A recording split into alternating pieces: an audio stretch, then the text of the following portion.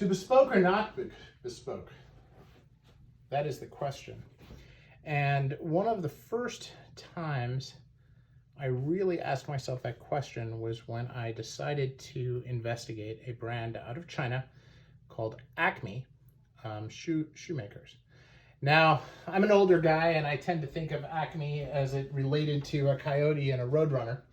But this is a very, very cool shoe brand that the guys who own Medallion Shoes invested in to be able to make a reality. Now, I would classify this, now this is my own words, not theirs, as a bespoke shoemaker that has some ready-to-wear lasts that they're willing to use to make made-to-order shoes. This is not a mass-produced shoe.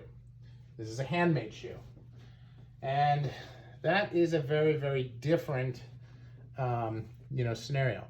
When you talk about the other brands, right? They're hand welted, but there's very few pieces.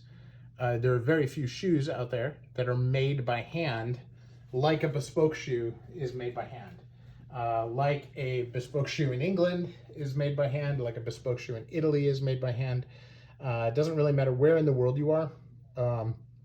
The handmade quality and the handmade characteristics of the very, very high-end shoes is an art form to craft. And the only pair that I have in my arsenal today are these Acmes.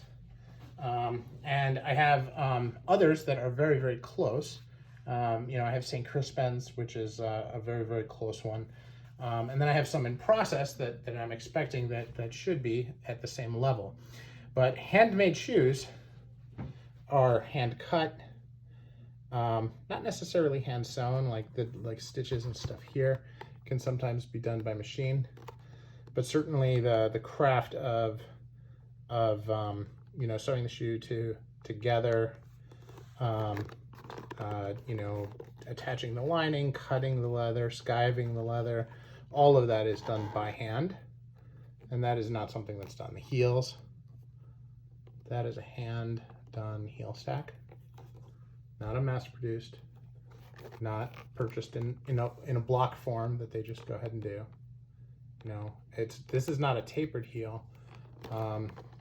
Justin Fitzpatrick recently released that his are going into more of this where it's not tapered, where it's kind of slanted, and that's what I actually thought tapered was when I first got into it. So it's but these are, extraordinary and exceptional quality. You talk about stitch density, and this is higher stitch density than I've seen on any of my other shoes, even my Edward Greens. Okay, you look at that Norwegian welt, both the top and the bottom, and then look at that sole stitch. It's just incredible. Okay. Now, I'm very excited about them. These are wonderfully made shoes. They do a great job. Their trees are fantastic. The fit is superb. The big things, the apron, the toe, really at a level that I just don't have on any of my other shoes. And it's so imperceptible on the difference between this and the Edward Green. But this is better. It really is. So Acme, it's a good shoe brand to watch. There are a couple of others that are coming out. Yim Shoemakers is supposed to be really, really good. There are a couple of other bespoke houses that do some ready-to-wear shoes. Yohai Fukuda does some of them. Hiro Yanamagashi does some. There's some really good ones. This is my first, and I'm very excited to have it. Wears like a dream, and that's not something that's easy for me to say. So thanks for watching. Let me know your thoughts.